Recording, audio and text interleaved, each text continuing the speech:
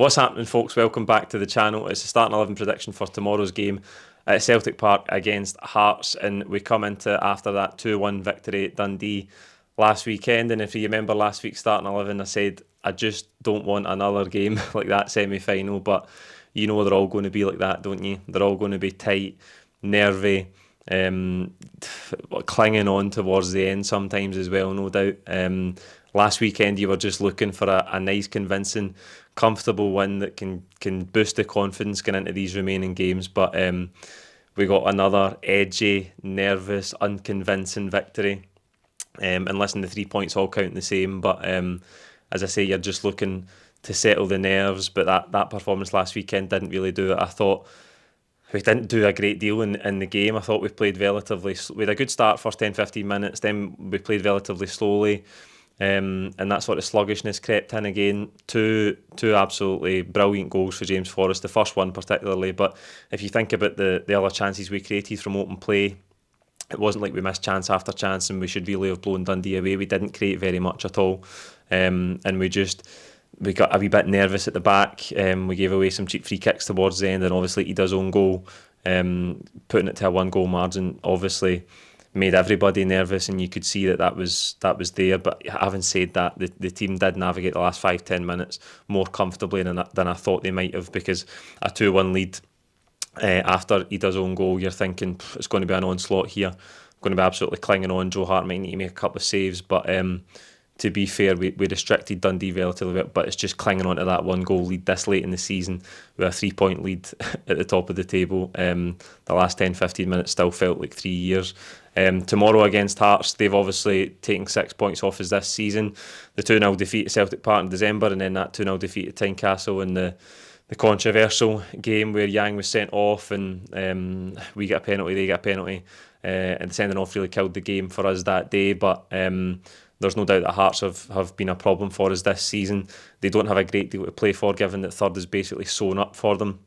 I'm not sure if that's going to make them more dangerous or less dangerous. Are they going to play with more freedom, take more risks? Is that a good thing for us? I don't know. We need to see how it plays out. I watched them at Hampden against Rangers. I thought they were really poor in the final third on that day. They had plenty of openings, but absolutely no quality in the final third to carve out real goal scoring chances. They've had 2 wins in their last 5 matches. We know that Shankland's a threat up front for them, and we gave away cheap goals the last time in terms of a free header at the last home game. This is a free header for Shankland at the back post, and then we give away a free kick in the edge of the box. Then it's a great free kick from Kingsley, but again, looking at it from our point of view, cheap free kicks in the edge of the box against Hearts, who are strong for set pieces, that's something we have to be wary of tomorrow. Brendan Rodgers talking again today in the press conference about the hunger and the desire the players have to show in front of the home crowd in the month of May, where the prizes get handed out. The players have got to show that desire and show that hunger. And for all the flaws in the performance last weekend, they did get it over the line, and that's all they need to do. They need to find a way to get over the line and get 3 points tomorrow and do the same against Rangers next week. It's still one game at a time, and as I say, we don't have that confidence.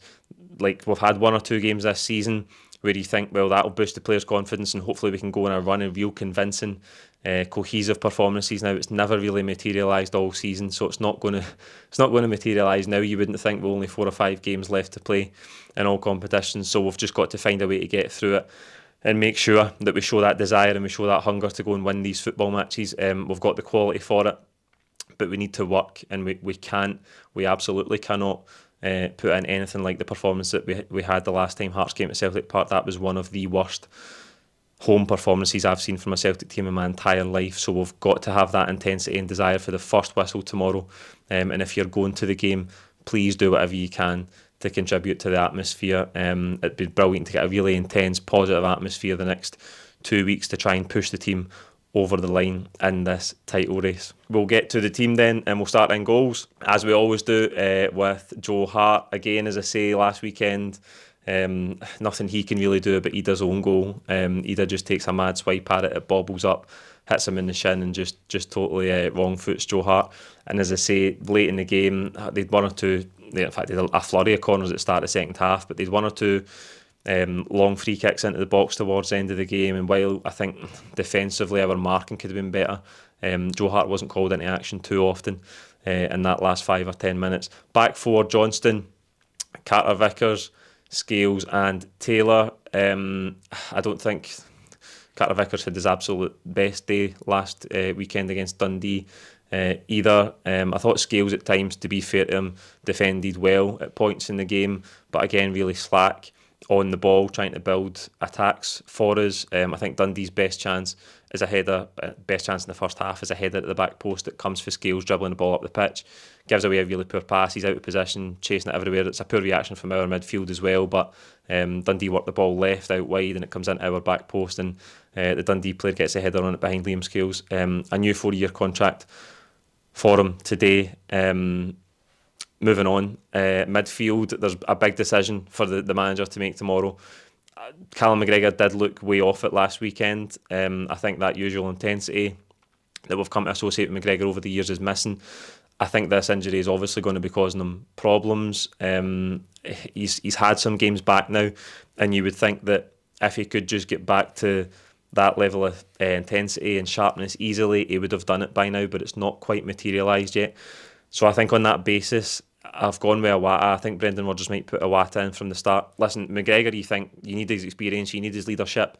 He's seen us over the line in these occasions so many times, but I just think his fitness looks some way off it just now. And I was almost going to just put McGregor in anyway, because with Awata, the thing that stands out against Hearts the last time was that performance at Tynecastle, where I thought he was really, really poor. He got caught in the ball far too often.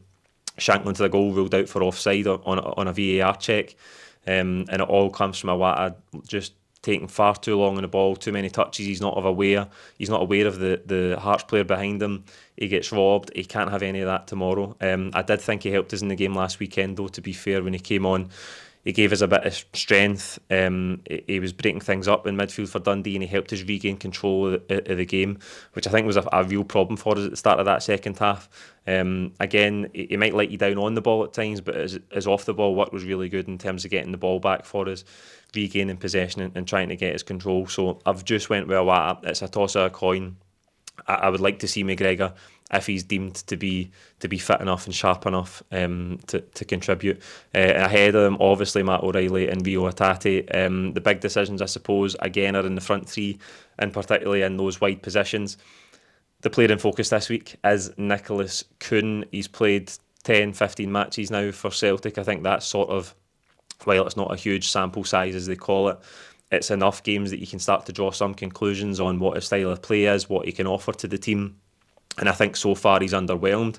I think it's fair to say that. Obviously from those first 2 or 3 games where he looked really, really short of fitness, strength, he has made improvements. He had a couple of really good performances against Livingston and St Johnstone, but he's yet to kick on for that. And again, I thought his output last weekend was really, really poor. So Dyson Maeda is back available. Brendan Rodgers confirmed today he's fit. He'll be in the squad, available for selection tomorrow. Now, that it might be too soon to put Maeda back in, but I just wanted to compare some stats between Nicholas Kuhn and Dyson Maeda, because if you think about Maeda, what's the weakness in his game?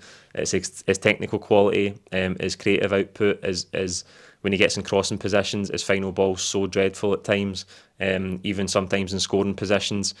He's more likely to balloon it out of the pitch than he is to get it on target.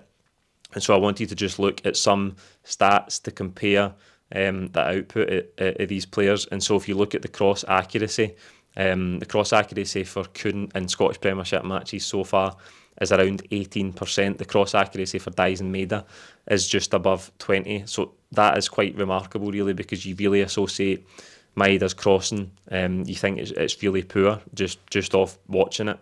Everything you see week in and week out, and what we've watched from Maeda over 2 or 3 seasons now, is that he tends to let you down when he gets in crossing positions. But so far, Kuhn's crossing accuracy is actually a little bit under his. Other than that, expected assists, Kuhn is putting up 0.38 per 90 minutes. That's just a reflection of the quality of chances that he's creating for his teammates. Now, I couldn't believe when I was doing this in preparation for this video that Dyson Maeda, over 20 odd matches in the Scottish Premiership this season, per 90 minutes, his expected assists according to the FOTMOB data are 0.06. That means he's putting up almost no chances per 90 minutes for his teammates this season. So again, Dyson Maeda in terms of creative output is not the bar that you're looking for, because we know that Maeda's strengths are his physical attributes, what he can do against the ball for us, his work rate, what he brings to the team in terms of intensity, in terms of pressing when the opposition has got the ball, but in terms of really being creative and scoring goals and getting assists,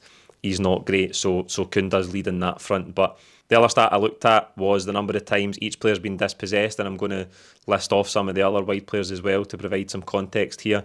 Dyson Maeda has been dispossessed 1.28 times per 90 minutes. Nicholas Kuhn's been dispossessed 3.61 times per 90 minutes in the Scottish Premiership since he arrived at Celtic. That's nearly 4 times per game. And if you look at the other wingers, James Forrest 1.23, Palma somewhere about 1.65, even Yang 1.99.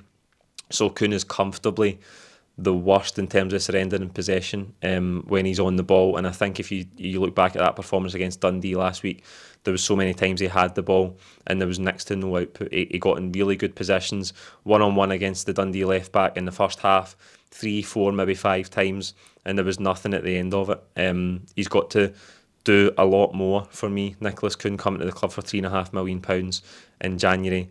You're looking for a lot more out of him. The bar this season from Celtic wide players is not high, and so for him not to even be surpassing some of the existing wingers that were here at the club when he arrived, and some of these stats, even 10, 15 games into his Celtic career, tells you that his output so far has been really poor. Now, having said all that, I do think he's going to start tomorrow on the right-hand side, because I just don't think we'll risk Dyson Maeda so soon after thinking he might be out all season, even though he's made this remarkable recovery. I think we might just keep him on the bench and have him as an option there in the second half, because we know that he's absolutely huge for us in that derby against Rangers next weekend. I'm going James Forrest on the left-hand side, and still just Kyogo through the middle. It was a disappointing outing for Kyogo last weekend. Didn't quite do enough. I've talked about assists there with Kuhn and Maeda. Kyogo gets an assist, but that tells you how strong a stat assists can be at times, because Kyogo's trying to control the ball for himself and it just sits up and Forrest absolutely smashes it into the bottom corner. Anyway, it was a poor outing for Kyogo. I think we really struggled to get him in the game, as we have so often at times throughout the course of this season. Again, at home, you've got to hope there's more space for him. We can play at a better tempo, on a better surface, and we can get him involved in the game and get him chances. He had very, very little in the way of goal-scoring chances last weekend. I think Ida helped us, the introduction of him and Iwata. As I say, Iwata helped us regain control of the ball in midfield, but Ida really did help it stick when it was going forward, and we needed that because Dundee were putting us under a good bit of pressure at the start of that second half. He'd obviously makes a mistake with the own goal, which can hurt him at times. I think he did have a wee wobble after that, and his touches maybe weren't as sure, but as I say, that was a difficult surface to play on. So I'm just going with Kyogo. We will no doubt see Adam Idah at some point in the game tomorrow. That's 11 I think Brendan Rodgers will go with. If you disagree, you can let me know in the comments below, and as I said at the start of the video, if you're going to the game tomorrow, do everything you can to make it as good an atmosphere as possible, and hopefully we can push the team over the line in these next 2 weeks. We'll see you tomorrow after the game with all of the full-time reaction. Thank you for watching.